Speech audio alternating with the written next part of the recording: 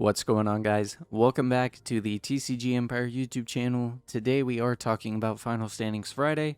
If you're new and you're not sure what that is, it's where we take the deck of the week and I talk about how I feel that, the deck does in the meta and how I felt my initial testing went. Now this week we did talk about Blue Doflamingo, and I am going to have a gameplay up in the background just so you guys can have an initial idea regarding it. But when it comes to this deck, it is a ton of fun to play.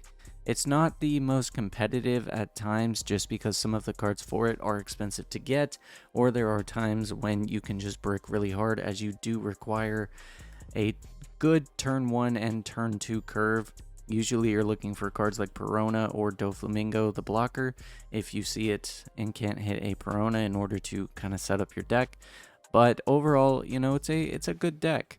It is a ton of fun being able to flood the board and basically play a 4 cost for only 3 Dawn versus paying the 4 Dawn, which gives you more Dawn to work with. It means that on your turn 2 curve going second, if you're at 4 Dawn, you can play Perona and then you can swing and summon a character. Or if you played Perona on your first turn of the curve, you can play a blocker and then also summon a character. So very good card. The ability on it is great, but there are a few flaws with it. It does struggle in a hard removal format. The deck does summon a ton of characters, but due to the nature of Doflamingo resting the character that it's playing, sometimes it can have a big target on its back, and then you wasted 3 Dawn to play a character that just gets KO'd. And if you don't have blockers established, it's kind of hard for the deck to really deal with damage because you are getting rid of cards in your hand because you're wanting to play them or combo. So in turn, I feel like Doflamingo is really good. I just feel like it needs to be in the right meta. With things like green is a tough matchup because they can't do anything against the 8-drop kid. They can use Mihawk as a swinger, but they have to wait a turn to do so, and the Mihawk does not bottom deck the kid because it's an 8 cost. So overall, I think the deck is solid. It doesn't have the best matchups, it doesn't have the worst matchups. It has a very solid red matchup, surprisingly. Red is super aggro, but with being able to put so many bodies out and blockers, really gives it a run for its money if they don't see any of their hard removal.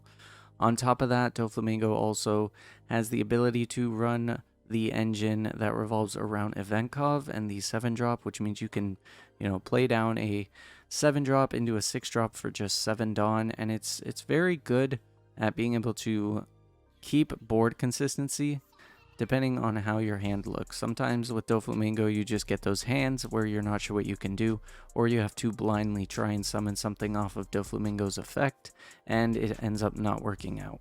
Again, like I said though, the deck is really fun and I don't think that it has had its place in the meta just yet. I think it needs some more adapting, and not to mention there's kind of a price wall when it comes to it. With the Jinbeis, the promo Jinbeis you don't have to play, but they make things a lot easier, as with it, if your opponent KOs it, you can bottom deck something, so it makes things like Zoro have an even harder time compared to what they normally do. And in the late game it tends to struggle just because of card advantage and board advantage, and if your opponent knows what they're doing against Doflamingo, it's really hard. But overall, I think the deck is fun. You should try it if you're wanting to have fun, but as a competitive level, I think there's decks that just do the same thing that are just a lot better. You have things like the Film Kid deck that just play a ton of characters, same as Doflamingo, except they don't come in rested, so they don't have a target on their back. And you also have things like Zoro that can play tiny characters that can swing for big damage, so it's a lot more control of your Dawn, and you don't have to spend 3 Dawn a turn trying to play something that comes in just to be KO'd the next turn. At least if you pay the 4 Dawn, it's essentially getting played, but you don't have to worry about it being KO'd unless your opponent has KO effects, rather than it coming in tapped and being swung on. So overall, that's how I feel about Doflamingo. If you guys do enjoy today's video, smash that like button, subscribe, turn on post notifications. Otherwise, I'll catch you guys in next week's Meta Monday.